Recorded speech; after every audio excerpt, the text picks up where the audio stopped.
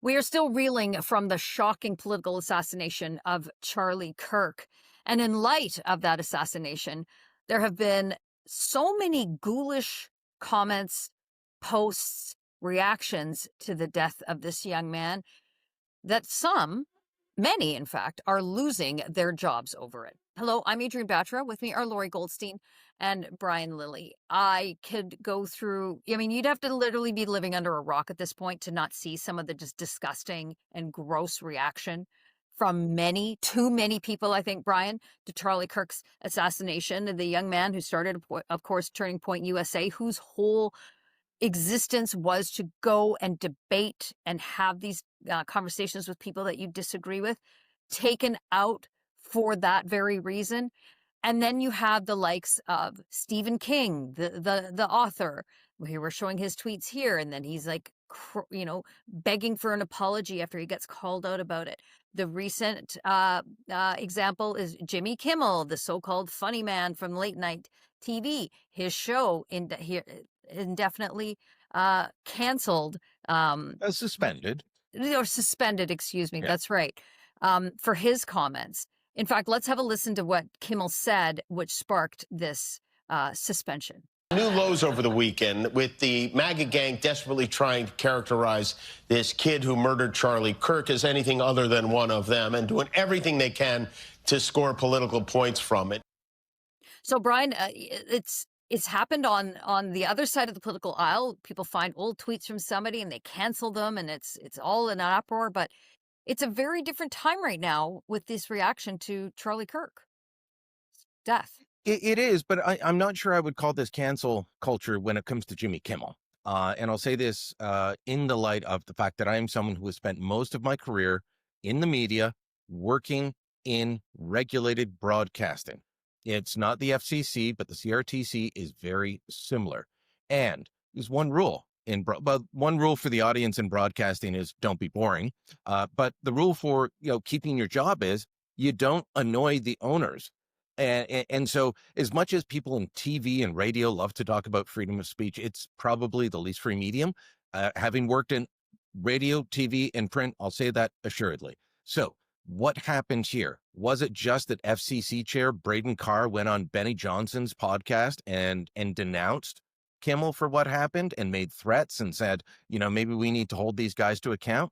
That was Wednesday afternoon that he did that. Kimmel's comments came on Monday night. By Tuesday, local affiliates of ABC, there's 250 of them across the country. Local affiliates are being bombarded by people who are just annoyed because Kimmel not only lied about who killed Charlie Kirk and tried to make it look like it was a MAGA person instead of the opposite, he also spent the next few minutes mocking Trump about mourning his friend. So the whole thing was, this is supposed to be comedy? No, it's ghoulish. And so people were annoyed. They're calling their local ABC affiliates. There are a couple of companies that are like Nexstar and Sinclair that they own 32 and 30 ABC affiliates respectively. They said, we're pulling it. Now, some people are saying, well, Nexstar only did that because they have a merger with a smaller company and they want it to go through. Sinclair has no merger and they're calling for Kimmel to be fired.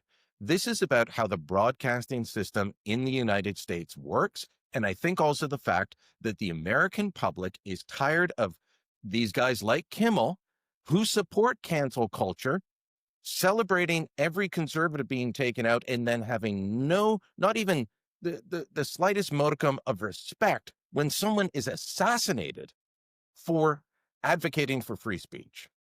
Well, who could forget, of course, Lorrie, Kimmel put on blackface. We're showing that here. But he's just unfunny. And post-election, from the presidential election in 2020, he went on air and wept. And I hearken back to, the days of Johnny Carson. It's probably likely Johnny Carson was a Democrat, but we didn't know. He just went on and he had great conversations with great guests, and we didn't know. He was a Republican. I got to interrupt you, Adrienne. That's how well he hit it. He was a Republican. You didn't know. I see. There you go. But it's my point is that seems to be lost. Other than Greg Gutfeld on Fox News, the Gutfeld show, these comedians can come out and be horrible, say horrible things, in this instance about Charlie Kirk, in some cases celebrating his assassination. But then they just say, oh, I'm a comedian, so it's free speech. Why are you coming at, why don't come at me for this? It's happening all over the place. Yeah, I'd look at it on several levels. First of all, Jimmy Kimmel. Jimmy Kimmel publicly gloated on his show when Fox dumped Tucker Carlson. Like he did a whole routine about it. So on another level, I would say those who cheered when Don Cherry was let go from Hockey Night in Canada, you have no agency now. You have no agency now to say that, well, he upset us. We didn't like what he was saying, so cancel him. You don't have any agency now to say, oh, but we like Jimmy Kimmel and Colbert and those people. So just be quiet. You're out of the serious conversation. It's interesting you mentioned Johnny Carson, because I just saw a clip of him where he talks about this issue. He's being interviewed, and basically what he says is, if you look at the people like me and Jack Parr and Steve Allen, who were all, hosts of The Tonight Show, we didn't get into politics. And he said we didn't do it for a reason. Number one, he said, basically, who am I as an entertainer to tell people who to vote for? And the second thing he said, which was a smart man, was, and it could be used potentially to further a political agenda. And he said, that's not my job. And these are people who are part of what we call the golden age of television. Now, having said all that, I think there is a concern about some of the things Trump has said about wanting these people fired, and the potential for the fear, but part of it is the fear. All these big companies have deals that can be affected by federal decisions. And so I think they are reacting out of fear. That's something I think that we as conservatives need to speak up about, that the government should not be pressuring companies about who they hire and fire. Finally, let's take it away from people like Kimmel, high profile. And it would just be some advice.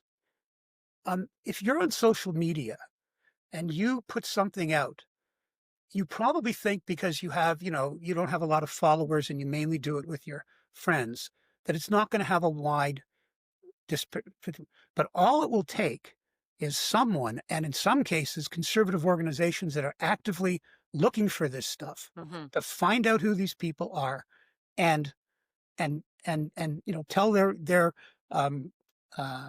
owner, fire them, tell them to play. And you can see these people; they're devastated, they're crying and all that. And I'm not unsympathetic to that, but people have to understand. Let me use an example of me. If when I believe it was the Minnesota congressman and her husband were shot, Democrats were shot and killed, if I had gone out at that time on Twitter and celebrated it, Adrienne, you as the editor-in-chief would have fired me, and you would have been entitled to do so. So people just need to sort of back up a bit, take a breath before you say some of these things, because effectively social media makes everybody a columnist and a public figure. And free speech has always been limited by things like hate. We have laws against that. So be careful what you say. I do think there have been cases where people have been fired simply because they talked about what Charlie Kirk said and they disagreed with it. I don't agree with that. But a Canadian university professor who basically says, assassination wasn't good enough for him? That's right. At the UT?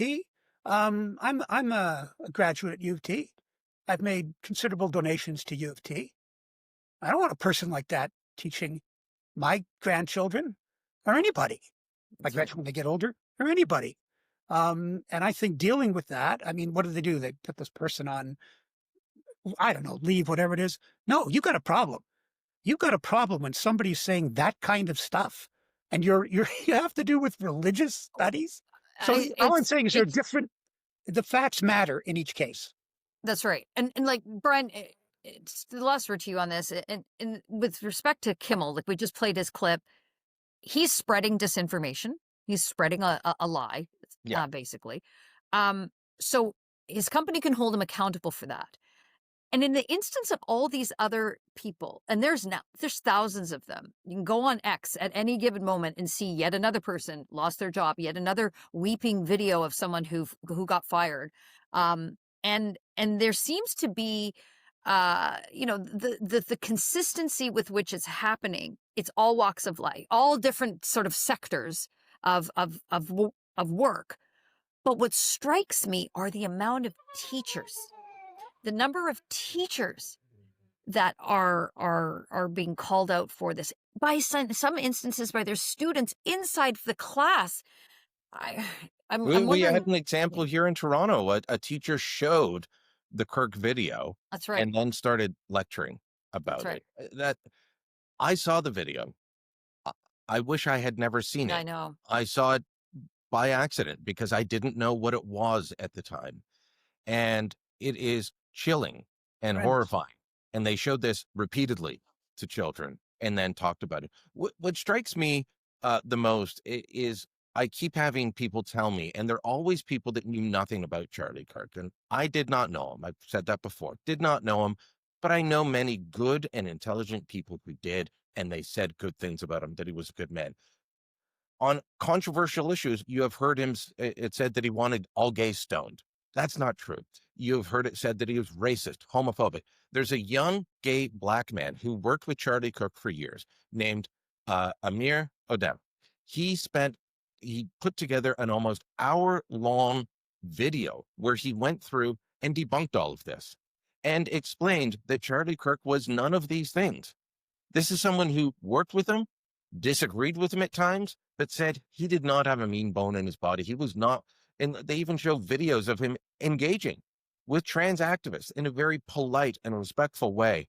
And yet he was killed because we're told he had hate for trans people. You're not showing me the evidence.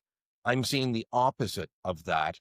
And just because he had an opinion that you didn't like, doesn't mean you have to end the disagreement by killing someone. And according to the text messages, that's what Tyler Robinson said he did and why he did it.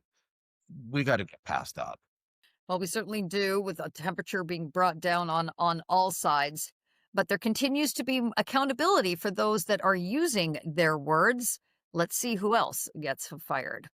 Like this video and subscribe to our YouTube channel, and go to thetorontosun.com. You'll find commentary and coverage there you will not find anywhere else.